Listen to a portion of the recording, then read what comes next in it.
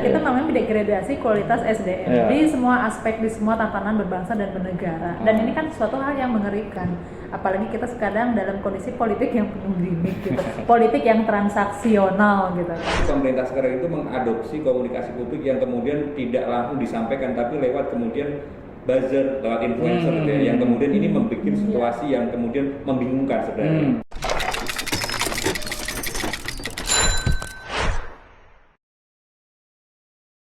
Oke, ini kita kembali ke masa kecil dulu. Games Pancasila ada 5 gitu. Flashback ini gitu ya. Ya, flashback. Ini ada 5 clue. 3, 4, 5. Nah, ini biasanya anak social corner dan nyiapin. Ada clue-clue yang lagi trending hari ini gitu.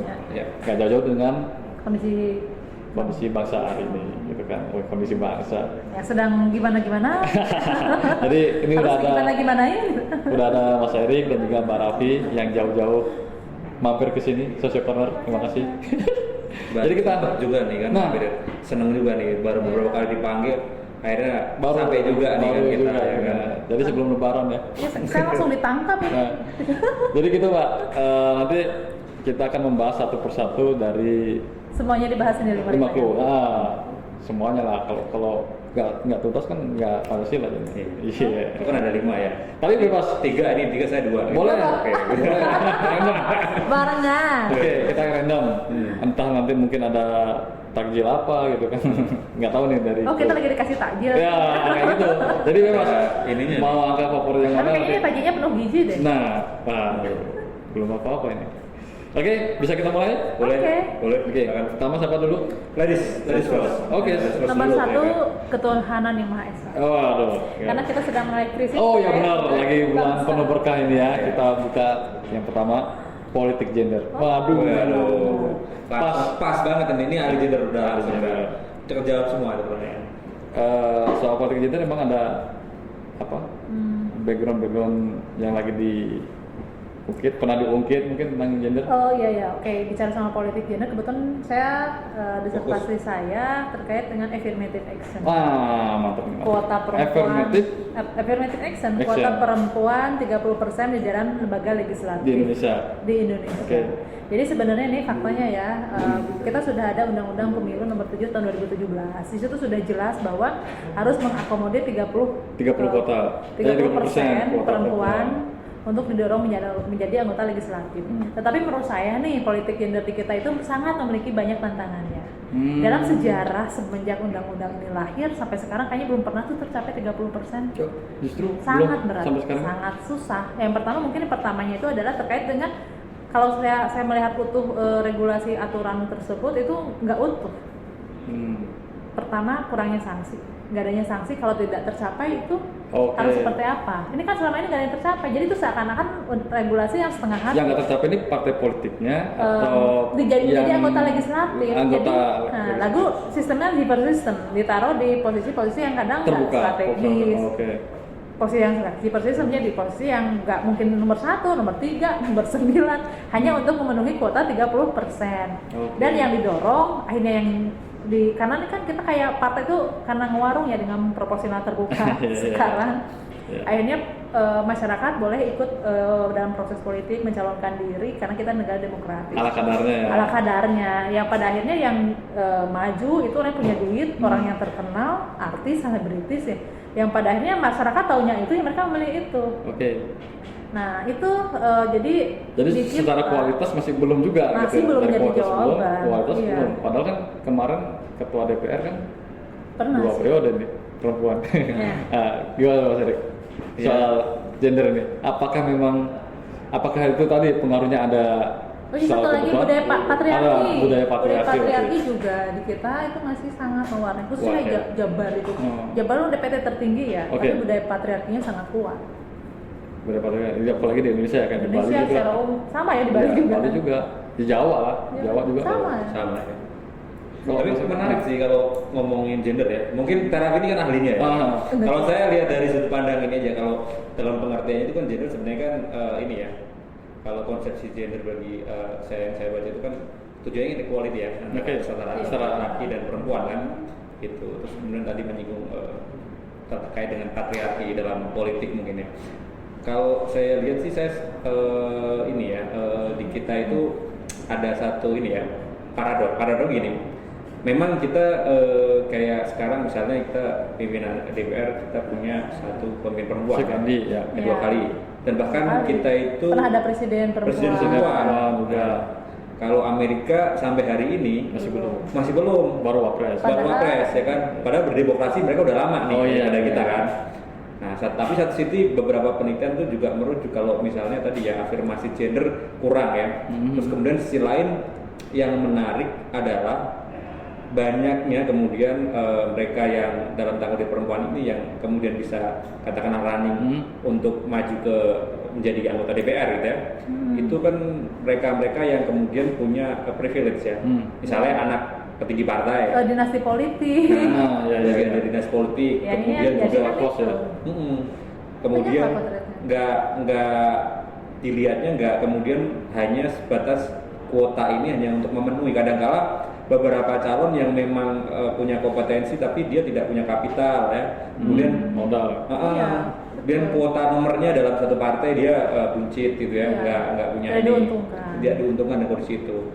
Nah yang hadir kan justru anaknya siapa, kemudian ataukah yang sudah jadi sebelumnya gitu. Akhirnya kan menutup peluang-peluang yang kemudian orang-orang baru nih ya kayak Terafi nih kan baru yang kemudian nanti siapa tahu ke depan mau maju sebagai apa aja kalau terjadi for DPR gitu atau for wali kota itu kan harusnya punya kesetaraan ya, kemampuan untuk kapasitas ya kan. Pengandainya demokrasi kan gitu ya, memberikan ruang untuk kita setara untuk running bersama itu, baik itu laki-laki atau perempuan punya kesetaraan sama. Nah di kita belum equal tuh, mengafirmasi kata-kata yang rapid di belum equal dan kemudian afirmasi gendernya masih sebatas privilege. Itu yang saya lihat ya. Tapi di sana paradoknya kita punya pemimpin untuk perempuan kalau dibandingin Amerika dan lain sebagainya kan. Kita masih leading lah soal itu. Tapi satu hal mungkin yang mau saya pertegas, di Indonesia itu bukan equal, harusnya ada keadilan gender. Keadilan gender karena kita berhadapan dengan norma. Nah kalau misalkan karena perempuan itu tidak mungkin setara sama laki-laki. Ini menurut persepsi saya. Karena tetap di rumah itu kita sebagai seorang perempuan, kita tetap bicara soal seorang ibu gitu, seorang istri itu tetap itu kodrat. Makanya itu yang harus didorong itu terkait dengan keadilan gender. Perempuan laki-laki tidak pernah bisa setara. Nah ini yang harus kita rasionalisasikan kepada masyarakat. Itu yang kekhawatiran itu adalah kenapa primitif ini berhadapan dengan budaya patriarki. Egonya laki-laki ya maaf ya kita masih berhadapan dengan klasik seperti itu kadang-kala. Ya perempuan tuh nggak boleh jadi pemimpin. Objek ya.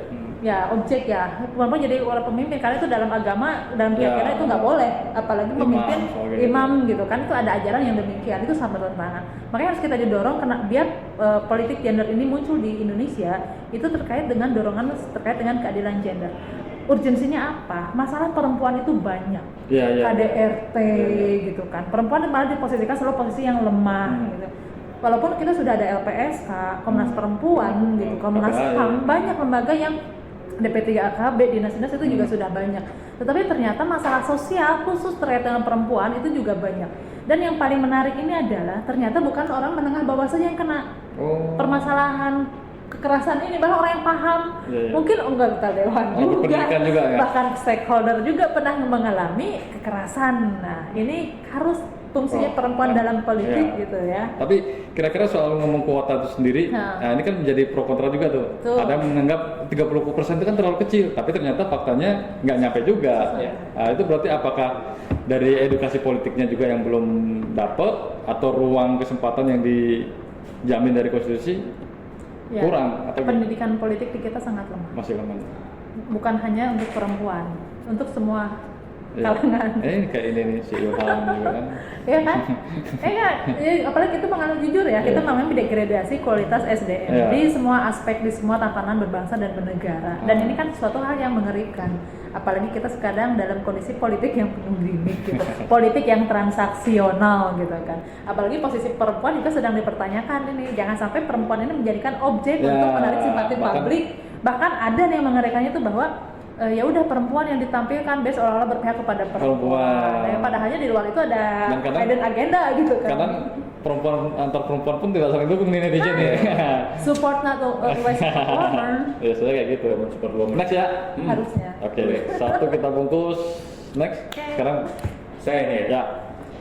Tadi saya ke Tuhan Yang Maha Esa, Tuhan ya. kamu apa? Saya soalnya suka dengan keadilan sosial ya. Oke, keadilan sosial. Keadilan sosial ya.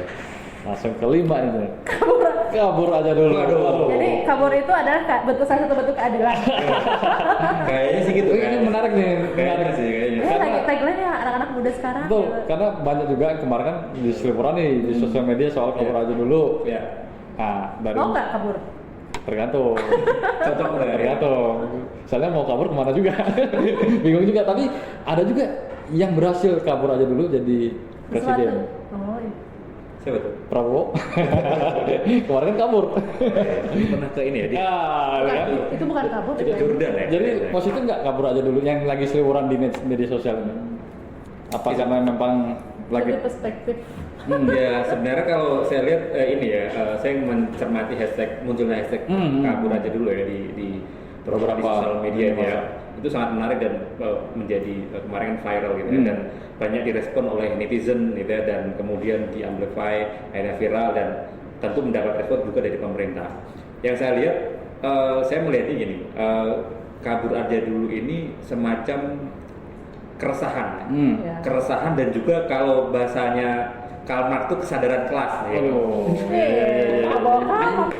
Karena kenapa saya bilang kesadaran kelas? Ini kan rata-rata orang middle class ya, middle class yang kemudian terdidik ya, punya rujukan referensi di luar gitu, yang kemudian dia mengkomparasi dengan kondisi Indonesia. Gitu ya.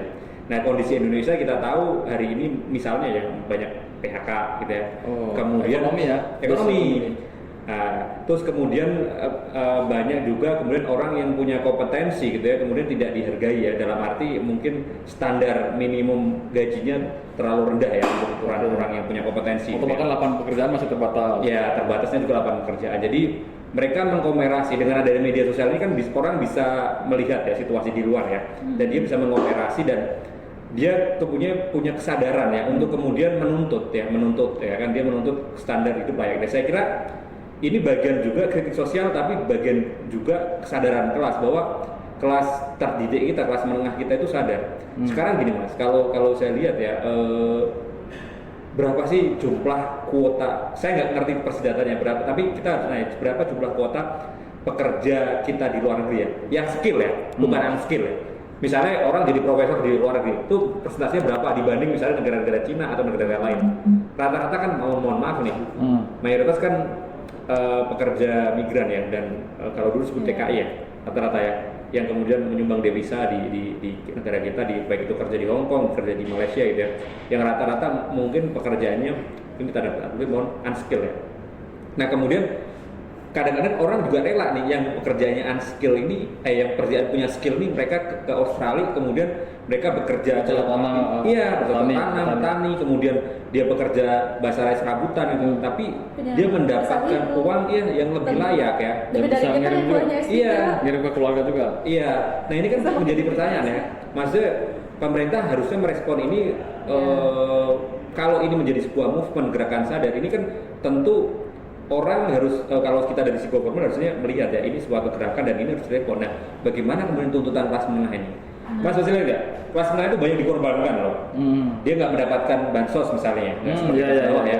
Terus kemudian dia jaminan kerja mereka ya, kontrak kerja mereka ya. Terus kemudian jaminan kesehatan, jaminan asuransi dan lain sebagainya itu, jaminan pendidikan termasuk mereka mencari sendiri, mereka susah payah sendiri, dan banyak juga generasi senior harus menanggung orang tua dan lain sebagainya. Nah ini kan menimbulkan dinamika kan di dalam masyarakat. Nah ini saya kira ini masyarakat sadar kondisi ini dan harus direspon. Bukan responnya malah yang lucu, kemarin responnya saya lihat dari pemerintah malah bikin hashtag kabur dari sultan ya, kabur jadi apa, ke luar negeri kemudian pulang jadi sultan ya, direspon oleh salah satu utusan pemerintah yang kemudian kontradiktif. Harusnya kayak gini tuh reflektif, ini bentuk kritik tapi harus reflektif. Pemerintah harus merespon ya, membuat misalnya ya melonggarkan investasi kan untuk luar negeri untuk datang, kemudian akhirnya ini apa namanya di negeri serap sendiri tenaga kerja bisa serapkan pengangguran. Kita punya modal sosial. Iya, penganggurannya kan juga banyak, kemudian bisa terserap dan lain sebagainya, dan kemudian upah minimumnya ya itu diperbaiki setiap daerah. Itu kan tuntutannya kan akhirnya nggak ini kan. Ini kan ada disparitas ya, yang kemudian dia yang dia dapati itu ya keuangan sehari-hari dengan yang di luar dikomparasi ternyata nggak sama. Muncullah ya hashtag itu kesadaran sekelas tuh menurut saya, kesadaran middle class ini. Tapi kalau emang soal tadi kan pasti soal ekonomi sama misalnya orang yang terdidik tadi punya kapasitas tapi faktanya di sini masih terbatas kan gitu.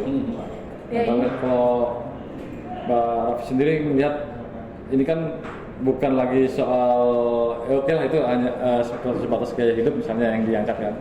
Tapi kalau soal nasionalisme nih dari segi pemerintah harus menanggulangi kayak gimana, nah itu ada pengaruh nggak sih sebenarnya nasionalisme itu? Bicara soal nasionalisme terkait dengan hashtag yang happy kabur aja dulu itu kayaknya nggak relate, nggak seimbang. Karena orang di kita aja yang nggak kemana-mana, yang nggak kabur, apakah mereka mungkin yang nasionalisme? Pertama, kita sedang mengalami krisis berbangsa, bernegara, krisis budaya, culture, bahkan terkait dengan bagaimana cara kita mencintai NKRI. Dan kita juga masih bias berhadapan dengan itu. Nah, ini ada tantangan, saya sepakat dengan tadi Mas Arik sampaikan, kita sedang berhadapan dengan dari teori dari Karl Marx itu gitu ya, masalah sadaran kelas. Ini kalau kita bisa ditarik terkait dengan asas pemerintahan ya, ada salah satu yang namanya otonomi daerah.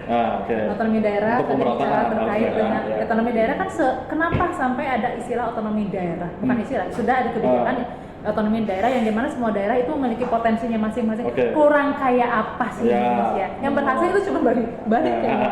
Bali gitu kan, Bali itu kan punya satu desa yang paling kaya di Indonesia, penghasilnya tuh Badung. Gede banget itu. Bukan macet juga akhirnya. Ya bukan masalah tengah. Ini bicara soal penghasilannya dulu ya.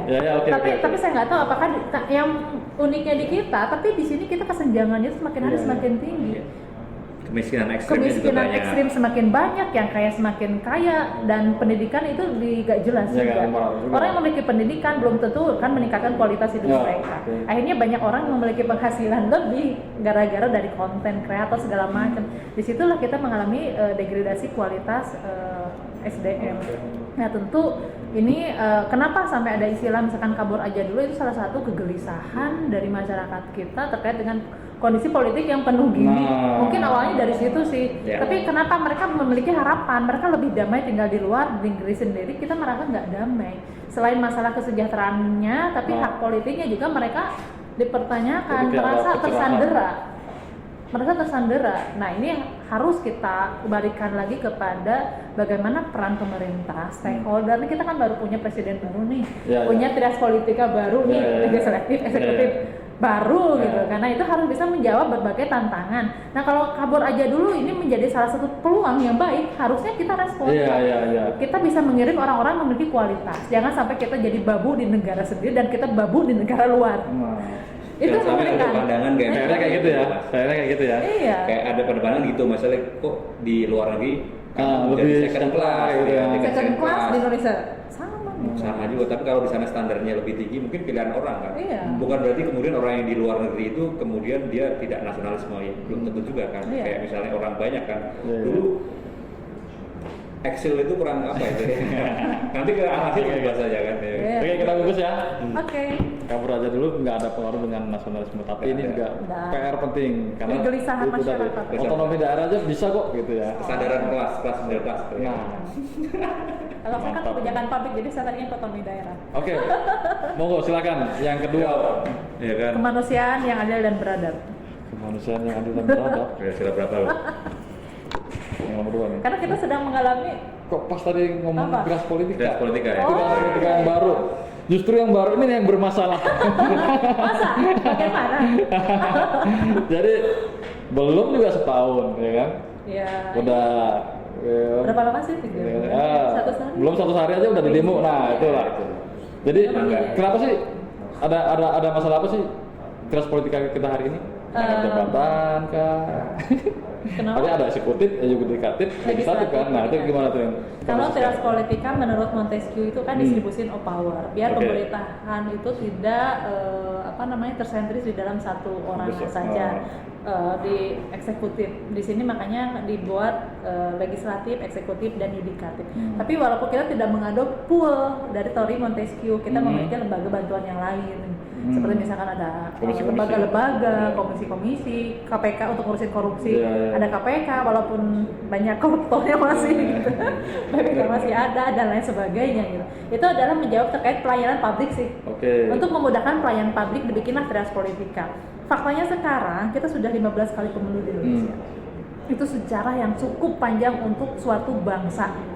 Tahun 55 sampai sekarang, bagaimana produk dari Trias Politika sebetulnya legislatif dan eksekutif ini apakah bisa sesuai dengan melayani masyarakat atau tidak. Nah sekarang kita berhadapan, tadi kalau saya senang istilah dengan gimmick ya, politik gimmick. Periode sekarang ini ada kita berhadapan dengan politik yang gimmick gitu. Bahkan sekarang dari presiden yang baru ini banyak sekali sesuatu yang membuat surprise, memberikan kejutan kepada masyarakat terkait dengan efisiensi RUU TNI, Polri. Jadi lebih sering dari nonton drakor ya. Dan antara gitu kan. Kayaknya seru sih. Jujur ya, gue tuh kadang malas banget ini ada kejutan apa lagi kalau di sosmed. Dan itu selalu Udah desain cepat. Tapi itu tadi, ini bicara terkait dengan fondasi bernegara dan sah menurut aturan itu ada lembaga-lembaga di sini. Nah ini yang harus kita sikapi ini adalah bagaimana pemerintah sekarang bisa menjalankan fungsinya dengan tepat. Yudikatif, terjadi pelemahan yudikatif. Bener nggak sih? Yudikatif, pelemahan, dan jujur nih, saya sebagai akademisi, saya mengalami trust isu kepada lembaga tersebut. Posisinya itu betul-betul lembaga tinggi negara, apakah lembaga transaksional negara? Politik transaksional ada di situ. Lalu lagi eksekutifnya gitu kan. Nah sekarang banyak kebijakan yang pada akhirnya apakah memberikan pelayanan kepada publik, menjawab kebutuhan publik, ataukah memberikan pelayanan kepada kelompok tertentu. Ini kan yang mengerikannya. Ya kalau eksekutif ya kan legislatif ya kembali lagi kepada bagaimana peran mereka bisa melakukan pengawasan, membuat aturan kan bareng-bareng sama presiden gitu. Di kabupaten ataupun kota misalkan juga harus bisa selaras. Yang ini masih mendapatkan tantangan tersendiri. Jangan sampai surprise yang diberikan itu belakangan itu mempertaruhkan bangsa. Saya memiliki kekhawatiran di situ. Mungkin kalau kita melihat ya bagaimana kondisi kita secara ekonomi sekarang tidak baik-baik saja. Kita mengalami tidak baik saja. Tapi, nah ini tantangannya itu dari bagaimana pihak Trias Politika ini bisa menjawab tantangan dalam waktu yang cepat. Karena masalah ekonomi tahun ini karena mungkin ada resesi. Bahkan dia mengatakan analisis dari ekonomi itu kita bakal jadi negara kayak Bangladesh gitu kan. Kayaknya Pak Presiden harus merekrut stafsus dari sini. Tapi gini, Mas Ari di Jurkam Presiden. Presiden yang mana? Tapi gini, tadi kan Trias Politika juga untuk penguatan demokrasi pemerintahan kan. Sebenarnya aku mau tanya juga, media itu kan bagian dari pilar demokrasi nih. Ya, benar. Nah itu gimana tuh kalau emang udah kekacauan di 3 lembaga ini tadi yang memang ini, peran media itu kayak gimana tuh kira-kira? Ya, konsep Trias Politika itu sebenarnya kan memang harus menyertakan tidak hanya eksekutif, legislatif, yudikatif ya. Harus ada NGO ya, tadi yang disebut ya. Terus infrastruktur politik. Ya, termasuk NGO, kemudian tadi badan-badan, nah salah satunya media ya. Dan media pun sekarang kebelah ada tidak hanya media mainstream tapi media sosial juga kan. Dan memang nggak ada media pemerintah juga kan sebenarnya. Nah itu. Nah harusnya media ini kan ada satu media yang fungsinya itu sebagai watchdog ya. Yang sebagai kemudian dia sebagai anjing penjaga lah dalam kaitannya dengan iklim demokrasi gitu ya. Jadi ketika misalnya eksekutif legislatif kemudian lagi macet gitu ya, media kemudian datang kemudian untuk mencerahkan gitu ya. Disposisi media sebagai watchdog ini kan sebagai anjing penjaga ini kan harus punya kritik ya terhadap pemerintah. Yang terjadi kan kadang-kadang hari ini media ini juga kita lihat jarang juga ya yang kemudian melakukan kritik. Mungkin Tempo ya yang keras dikasih belum keras. Ada yang baru lagi yang tikus. Belum lebaran udah kasih THR kan. THR udah ada ya. Tajil. Disposisi media yang saya pas zaman buka tadi ya. Iya, disposisi itu kan media harus ada yang memang di luar kekuasaan ya, yang menjadi kritik sosial. Nggak sampai dibungkam gitu kan. Iya, media ada yang memang menyalurkan kebijakan.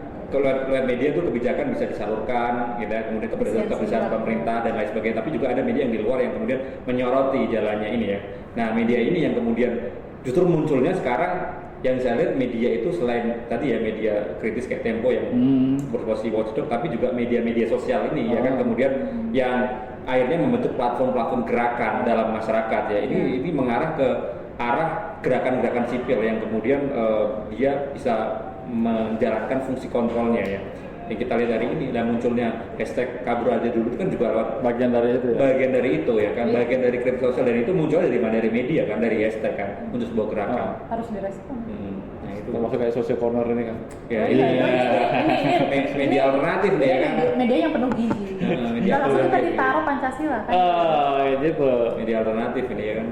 Oke, kita fokus ya, keras politika ya. Ya. Yang mudah-mudahan media itu tadi kuncinya untuk bisa menyimbangkan kesehatan dari demokrasi kita. Semoga sehat. Tinggal 2 nih. Ya. Tinggal 2, silakan monggo. Satu berarti kan? Saya kayaknya coba nomor 4 ya. 4. Tahu apa sila keempat? 4 ya. Selempat coba apa? Komunikasi publik. Pas banget ini pakarnya. Nah, lanjut lagi. Ini harusnya komunikasi publik nih. Lanjut nih. Lanjut yang tadi nih berarti komunikasi Iya. publik.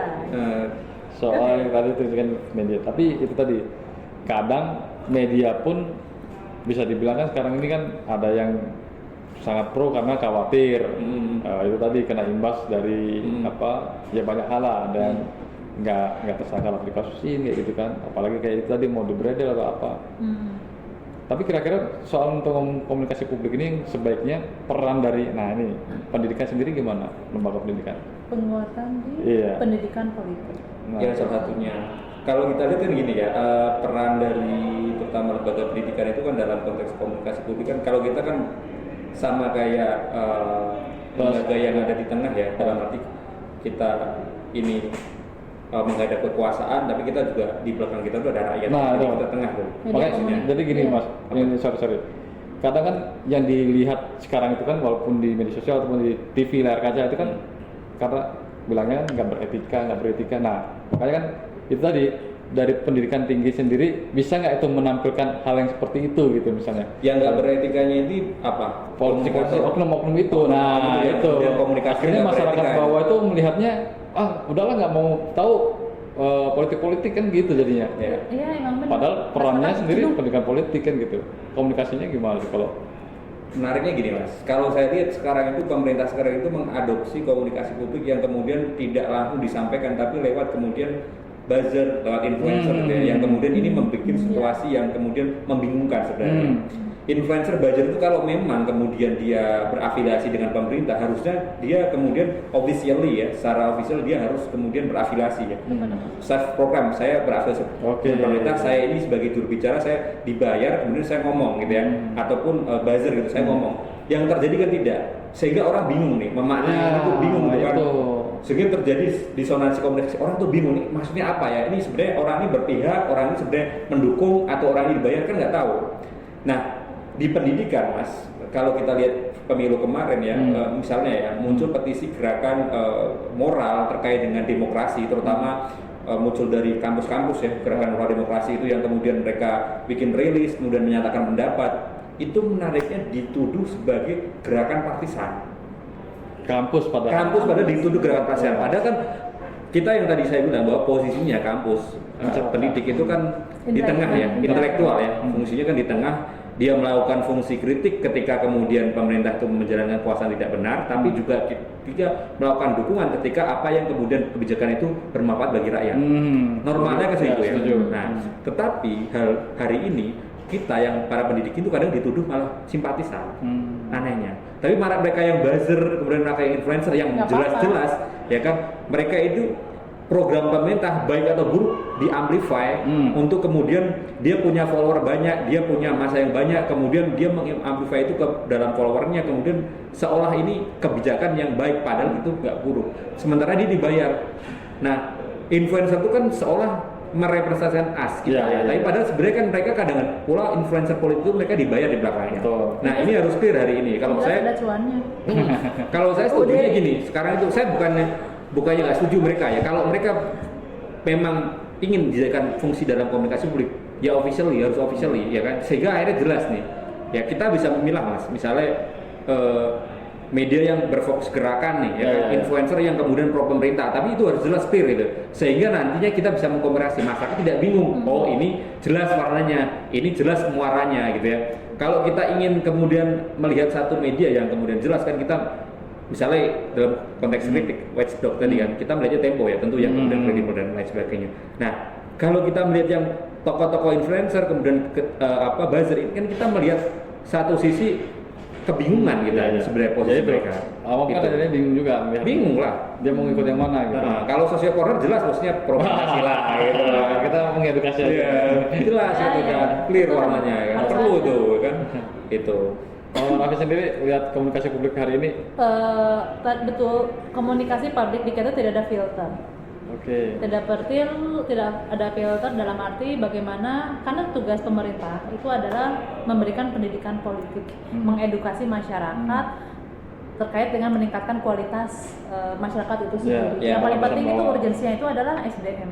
Kita kan 87% masyarakat itu kan menengah bawah ya, maaf ya. Secara dana menengah atas hanya 13%. Ini komunikasi publik itu PR dari pemerintah bagaimana bisa betul-betul meningkatkan SDM. Cuma masalahnya adalah bagaimana pola yang dibangun oleh komunikasi publik sekarang itu kan politik yang transaksional. Komunikasi politik yang transaksional, yang orang mau ikut berkontribusi di situ. Untungnya udah ujung-ujungnya duit gitu kan. Kalau nggak ada duitnya ya banyak orang yang mau dibayar karena mereka sudah nggak peduli terkait apa itu Pancasila, apa itu tatanan berbangsa bernegara. Kita sudah luntur, cinta NKRI kita sudah luntur. Makanya masalah kabur dulu itu nonsense lah, nothing lah. Yang paling penting itu bagaimana kita membangun tatanan berbangsa bernegara, bagaimana menumbuhkan membangun SDM itu sendiri. PR-nya itu pertama dari komunikasi publik yang harus dilakukan oleh stakeholder, karena bagaimanapun juga itu kita sudah sangat urgent, sangat fatal. Kenapa? Semua kalangan masyarakat di Indonesia, orang menengah atas sampai bawah itu kita mengalami krisis. Krisis. Bagaimana arah bangsa ini ke depan. Tadi kita sempat ngobrol ya, mungkin nggak sih kita ada GBHN atau kayak gimana? Karena kita tidak ada roadmap. Ini komunikasi publik ini harus ada roadmapnya. Harus ada alur yang dibuat, corongnya, tetapi harus ada guiding tool, rules-nya yang jelas. Harus ada toolsnya. Ini kalau misalkan bicara soal sosial kayak gimana, bicara soal politik kayak gimana, bicara soal ekonomi kayak gimana, terus ada filter. Masalahnya ini nggak ada filter. Jadi yang penting ada cuannya, disukai oleh masyarakat, akhirnya yang muncul ke masyarakat, kebentuk opini di masyarakat itu mereka masyarakat yang diyakini kayak gitu jadinya. Termasuk kayak ini kan yang demo ini juga salah satunya kan gitu karena dari pemerintah sendiri tidak bisa menyampaikan soal RUU pasal-pasal yang akan direvisi atau apa nih haluan haluan negara ke depan tuh mau seperti apa tuh nggak tersampaikan. Harus gitu ada, emang belum ada. Harus ada. Nah itu harus dibikin guiding terkait dengan pola komunikasi publik yang dibuat oleh stakeholder dan harus ada filter. Lalu selain ada filter juga harus ada fungsi pengawasan. Siapa yang mengawasinya? Tapi kan presiden udah punya tuh lembaga komunikasi presiden. Ya ada, maksudnya pengawasannya itu kan bukan hanya dari presiden saja. Betul, mungkin agak sedikit ini ya, mungkin perlu. Itu malah berpengaruh. Kayaknya komunikasi harus ada orang menengah itu gitu. Ini lah. Tapi memang perlu juga sih ada yang benar-benar negarawan itu juga perlu kita butuhkan hari ini. Oke. Sosok negarawan. Nah, tinggal satu nih, persatuan Indonesia. Aduh. What the thing? Oke. Aduh. Ini lagi penutupnya nih. Terakhir. Indonesia gelap. Indonesia gelap. Ini yang kita obrolin dari tadi nih. Gelap beneran kan? Gelap beneran apa abu-abu atau krem atau pink atau gimana? Coba kan? Ya, itu tadi kalau ngomong Indonesia gelap nih gimana sih? Ya tadi kita dari sebelum. Tadi kita kan ngebahas soal siapa sih yang mulai munculin Indonesia gelap gitu ya. Kalau kemarin Indonesia biru itu kan, itu warning Garuda biru gitu. Sekarang Indonesia gelap. Berarti ini menurut asumsi saya ya. Karena ini serempak dilakukan oleh semua orang-orang yang paham terkait dengan kondisi berbangsa dan bernegara saat ini. Semua pengamat, terus semua yang bercinta NKRI, bahkan gerakan sosial ini sangat muncul secara masif dan terstruktur. Ini saya sampaikan masif dan terstruktur, kawan-kawan mahasiswa sudah ada, sudah menyambut baik, teman-teman akademisi gitu, orang-orang praktisi juga gitu kan. Yang jelas kegelisahannya itu banyak catatan. Kenapa? Yang tadi kita dalam kondisi ekonomi gimana? Keadilan. Ekonomi yang kurang baik, kebijakan gimmick, efisiensi mendadak. Bicara soal efisiensi di sini, tetapi ada bikin lagi yang demikian. Program-programnya juga. Nah ini kekhawatiran tadi yang kita kemungkinan akan seperti Bangladesh gitu lah. Itu salah satu bentuk kritik bagaimana kemungkinan Indonesia gelap. Pertama yang kekhawatiran saya ini adalah terkait dengan karakter kita sebagai identitas bangsa. Negara kita Pancasila, Undang-Undang Dasar 45, apakah dijalankan atau enggak yang dilakukan oleh stakeholder kita? Kan dasarnya mereka dalam menjalani kehidupan mereka sebagai representasi dari Indonesia itu kan stakeholder, legislatif, eksekutif, dan yudikatif. Tetapi mereka itu tidak menjalankan sesuai dengan amanah Undang-Undang Dasar 45 dan tidak menjalankan sesuai dengan norma-norma nilai Pancasila di Indonesia yang berbudaya. Itulah kenapa Indonesia gelap gulita. Habis gelap biasanya terbitlah terang sih ya. Ini kan kayak gitu tuh. Kayak tadi di awal udah benar nih politik gender nih, mengingatkan kembali. Nah, saya kesini lihat fenomena Indonesia gelap nih. Kalau saya melihatnya memang ini ya, ini kan satu movement ya, satu gerakan ya, yang kemudian munculnya itu karena keresahan. Kalau saya lihat ya, keresahan dengan kondisi Indonesia ya, terutama kaitan dengan kemarin isu pengurangan terkait dengan pendidikan ya, kemudian kebijakan ya, PHK, kemudian sampai LPG yang kira muncul. Oh iya, LPG kan. Muncul kemudian gerakan Indonesia gelap yang kemudian kita lacaknya mungkin harus pakai tools ya, mungkin kita lacaknya harus pakai itu, tapi yang saya lihat ini kan sporadis ya, semua melakukan itu ya, dan gerakan yang ada di media sosial itu langsung kemudian bisa turun ke dalam gerakan real nyata itu ya, kemudian aksi di depan DPR dan tidak hanya di nasional tapi di berbagai wilayah yang kemudian platform ini ya. Nah, sama seperti gerakan-gerakan sebelumnya, saya kira itu muaranya sama ya, gerakan yang ada di kita itu kan sebenarnya kritik terhadap pemerintah ya. Nah, bagaimana kemudian pemerintah ini menyikapinya gitu ya. Nah, itu PR-nya. Tapi dari sisi gerakan ini saya kira ini juga bagian dari kenapa gerakan ini muncul, kenapa civil society ini menguat ya. Kalau kita bicara tadi teras politika, salah satunya kan fungsinya civil society. Kenapa sisi civil society menguat ini karena mereka itu punya satu keresahan ya. Baik lagi kesadaran punya satu kesadaran tentang kondisi bangsa yang memang harus diperbaiki dengan segera ya. Nah, jadi kemudian jangan autokritik atau otokritik terhadap gerakan ini sebenarnya gerakan penyadaran ya, yang kemudian bermuara pada kritik terhadap pemerintah. Nah, satu sisi gerakan ini juga sekarang itu mudah tersosialisasikan itu gara-gara ada media ya. Resonansinya ada media, kemudian mereka saat berkumpul, bahkan kita sendiri tidak tahu ya bagaimana mereka mengadvokasi diri gitu ya. Nah, beda halnya dengan karakter dulu yang kemudian kita harus turun, kita mengadvokasi, kita rapat-rapat, tapi ini dengan kemudian hashtag itu kemudian orang tergerak ya, artis tergerak, kemudian orang tergerak ya. Semua dampak. Dan bahkan yang menarik kelas pekerja kemarin itu saya lihat ya, ini bayangkan ya. Ini lagi-lagi kelas pekerja. Kelas pekerja di Jakarta ya. Itu sebagian itu yang kemudian ada turun itu kelas pekerja kantoran bukan labor, tapi kelas pekerja kantoran. Sebenarnya sama-sama labor juga, tapi kelas pekerja kantoran turun, kemudian dia ikut demo. Dan yang tidak ikut demo, mereka datang ke kantor solidaritas dengan pakaian hitam. Nah, bayangkan ya kalau misalnya gerakan ini menguat, ya kan? Anda bayangkan ketika di Jakarta ini kelas pekerja kantoran itu turun ke jalan semua, apa enggak? Ya kan, chaos gitu kan. Nah, ini sebenarnya harus direspon. Nah, makanya pemerintah ini udah di-warning, dikritik berkali-kali sampai hari ini, ya kan, yang lagi kontroversial RUU TNI juga sama kan. Nah, itu. Ya, dikritik oleh pemerintah, dikritik oleh masyarakat ya. Tapi kan udah dibilang, biarkan anjing menggonggong kan. Nah, susah, ya kan. Nah, ini warning, ini itu warning, kondisi itu warning ya. Jangan sampai kemudian terulang lagi. Ya. Kita pernah dulu misalnya punya sejarah ya di fungsi ARURI ya kan, ya di mana semua lini ya, baik itu lini strategis ya, itu kemudian disepil ya kan oleh tidak hanya sipil tapi juga militer ya di lini strategis, di badan-badan, sampai dia punya faksi sendiri di DPR kan. Nah, kemudian gerakan 98 itu kan spiritnya, kalau salah-salah abang-abang kita itu gerakannya kan kemudian setelah reformasi kemudian melawan gerakan rezim otoriter, kemudian tumbang, dan akhirnya muncullah demokrasi yang mereka idealkan sampai hari ini. Dan hari ini kalau sampai kemudian mengarah ke kembali lagi ke itu dengan kondisi gerakan mahasiswa yang hari ini meningkat, ya kan? Saya tidak bisa membayangkan ini kesadaran kelas mulai muncul, ya kan? Sudah mulai.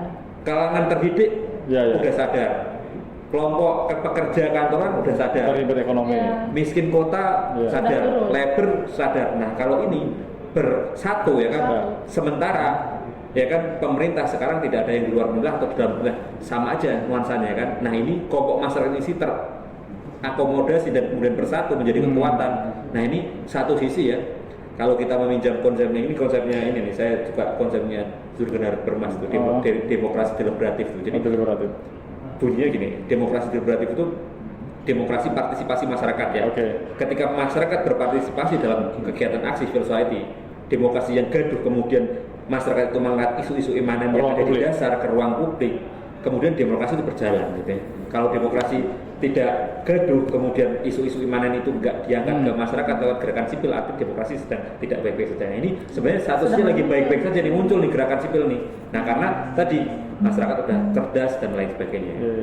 Dan ditambah pemanfaatan teknologi juga ya. Nah satu tuh harus media ya. Harus ruang publik yang sekarang mencerahkan dan ruang publik yang kemudian yang kita dambakan ya sekarang ada di sosial media itu ya. Harusnya pemerintah sadar bahwa masyarakat yang berdaulat. Masyarakat berdaulat. Jadi poinnya adalah Indonesia sekarang tidak sedang baik-baik saja. Ya. Bahkan kemarin kalah. Indonesia lawan gelap. Australia. Jujur Li, kita Ya, semoga ya habis gelap terbitlah. Habis setelah gelap terbitlah terang. terang. Ya mudah-mudahan pemerintah sadar. Manusia kan pemerintah juga punya hati, punya hati nurani. Punya keluarga juga lah. Punya keluarga juga gitu kan. Lagi semua orang tuh ada masanya. Betul. Dan mereka nggak selalu akan menjadi seorang pemimpin. Jangan sampai nanti dihukum oleh masyarakat, oleh Tuhan yang paling menghadap. Jangan sampai malah kabur. Kabur. Oke, makasih Pak Raffi, Mas Erik. Siap.